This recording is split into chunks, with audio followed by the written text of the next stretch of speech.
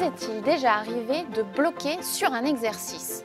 Votre cheval sait parfaitement exécuter la figure, vous savez ce que vous avez à faire et pourtant ça ne passe pas, vous bloquez.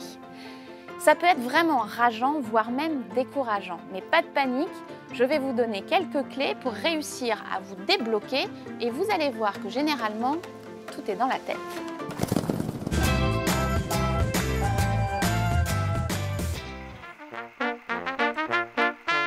Allez, Kitri à toi, on se prépare et attention, départ au galop à droite.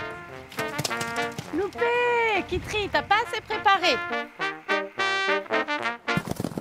Nous avons tendance à penser que le corps et l'esprit sont séparés alors qu'ils ne forment qu'un tout. Et le meilleur moyen de le vérifier, c'est en montant à cheval.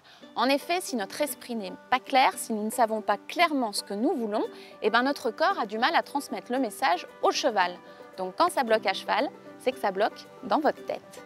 Mon premier conseil pour que vous ayez les idées bien claires, eh bien, c'est de décrire par écrit précisément l'exercice que vous devez réaliser. Écrire dans notre vocabulaire fait que nous retenons plus facilement. Ensuite, nous pouvons nous libérer totalement de cette pensée et passer réellement à l'action. Et surtout, je ne me penche pas en avant.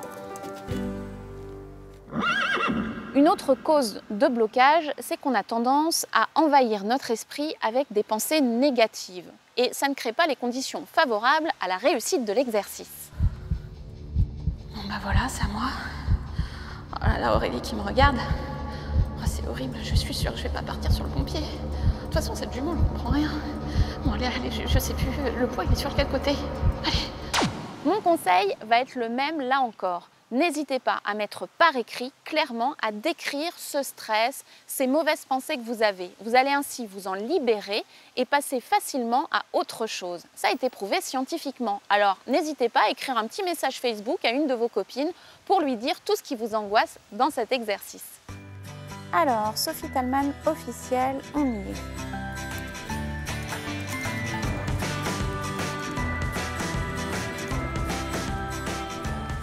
Voilà, je me sens déjà mieux.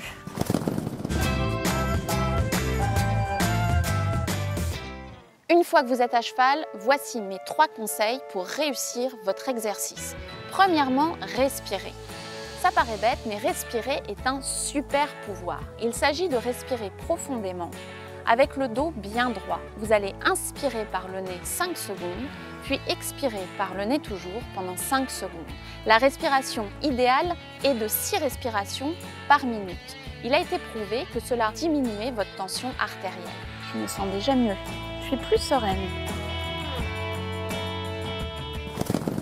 Notre cerveau est un allié qui cherche à nous faire plaisir. Donc donnez-lui des images de ce que vous voulez. Imaginez-vous en train de réussir cet exercice. Ajoutez des sons. Que va dire la monitrice? Ajoutez des sensations. Qu'allez-vous faire? Qu'est-ce que vous allez ressentir? Voyez l'exercice parfait et toutes les émotions positives que ça va véhiculer en vous. Votre cerveau va faire le maximum pour que ça se déroule comme ça dans la réalité. Allez, cette fois-ci, départ au galop à gauche. Bravo, super ça, Kitri, très bien, hyper bien préparé. Trop bien ma Fifi! Ah, c'était génial! On a tous un cavalier favori, on admire tous notre moniteur ou notre monitrice. Donc inspirez-vous d'un maximum de gens. Prenez leurs petites mimiques, repérez ces petites mimiques. Par exemple, moi je sais que Jérôme Murel, qui est un cavalier de CSO que j'aime bien, a tendance à tourner la tête comme ça et à écarter les coudes lorsqu'il voit sa foulée. Vous avez aussi Andrew Nicholson qui a tendance à serrer les genoux sur un cross. Piquez comme ça des petites mimiques, des habitudes, des postures des grands cavaliers. En les imitant, vous pourriez être surpris du résultat, car corps et esprit étant liés, vous pourriez bien vous transformer en grand cavalier.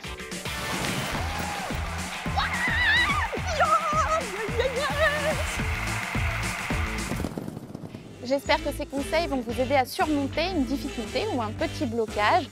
Alors on chasse les pensées négatives qui limitent notre réussite et on adopte la patate attitude.